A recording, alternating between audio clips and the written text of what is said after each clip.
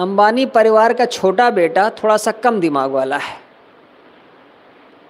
तो जब भी फोटो खींची जाती थी तो वो संकोच किया करता था, डरता था। जब भी फोटो खींची जाए तो वो दुबकने की कोशिश किया करता था। बाप ने कहा, तू इतना दुबकता क्यों है रे? तेरी तो मैं इतनी फोटो बनवा दूंगा कि दुनिया में घूमेगी। और 1 महीना से उसकी शादी हो रही है, अभी तक शादी नहीं हो पाई है, कल हुई है जाकर के। और नेशनल से लेकर के इंटरनेशनल मीडिया तक उसकी शादी की फोटो हैं। अब दूल्हा है, कहाँ छुपेगा? उसी की फोटो सबसे ज़्यादा खींची जाती है। क्या करते हो तुम? वही तो करते हो ना जो बनिया करता है, दूसरों का लूट लूट करके अपना घर भरता है, अपने बच्चे की शादी करता है, बस हो गया।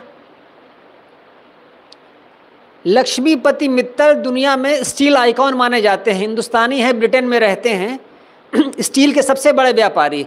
अपनी लड़की की शादी में 5,000 करोड़ रुपया खर्चा किए और शादी 1 साल बाद टूट गई।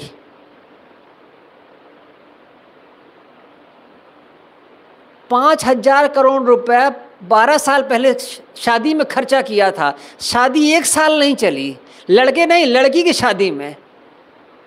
जब दोबारा शादी की तो पता भी नहीं चला किसी को किससे किए, दोबारा फिर करना चाहिए था 50,000 करोड़ में।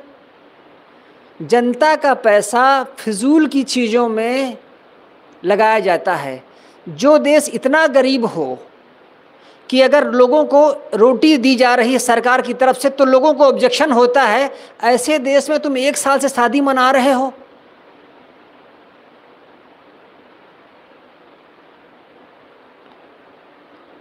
बहु परपंच करी, यही है परपंच। पर धन ले आवे, सुत दारा पही आन लुटावे। मन मेरे भूले कपट न कीजे। ऐ मेरे मन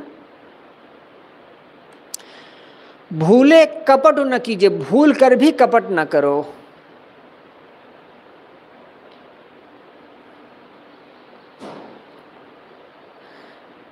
अमेरिका में एक सॉफ्टवेयर बनाने वाली कंपनी का मुखिया है, किराए के मकान में रहता है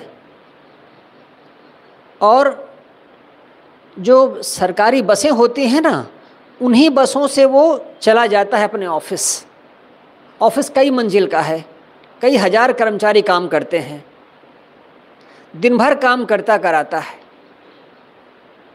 और शाम को वापस उसी बस से चलाता है जिसमें उसके कर्मचारी आते हैं और अपने मकान में उतर जाता है। पत्रकारों ने कहा, अब आप इतने गरीब तो नहीं रहे, एक मकान तो ले सकते हैं ना, इतने हजार लोगों को रोटी दे रहे हैं, कम से कम एक मकान तो आप रख सकते हैं, किराए के मकान में रहने की ज़रूरत। तो उन्होंने कहा, जितने में मैं मकान खरीदूंगा उतने में एक और फैक्ट्री डाल लूँगा, उसमें और लोगों को रोज़गार मिल जाएगा। और अब बचे ही कितने दिन हैं? पत्नी वो भी ऑफिस जाती है, मैं भी ऑफिस जाता हूँ, घर पे रहता कौन है?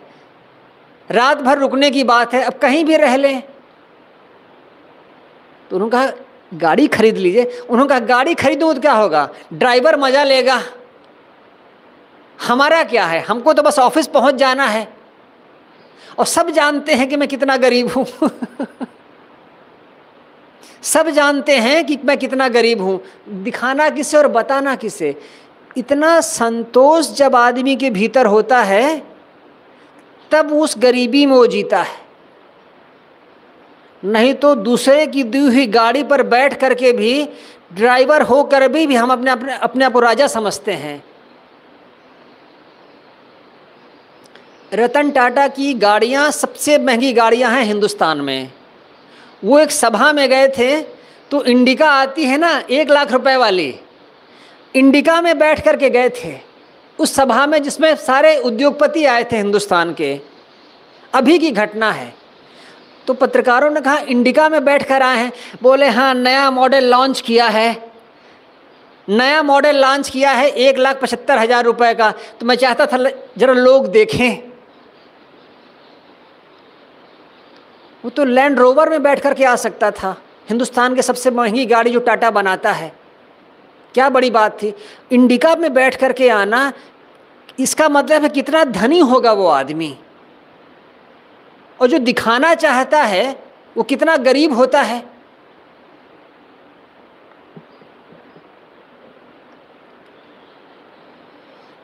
मन मेरे भूले कपटु न कीजे, अंत निबेरा तेरे जीव पही लीजय। अंत में निबेरा होगा, तुम्हारा लेखा जोखा होगा। इस बात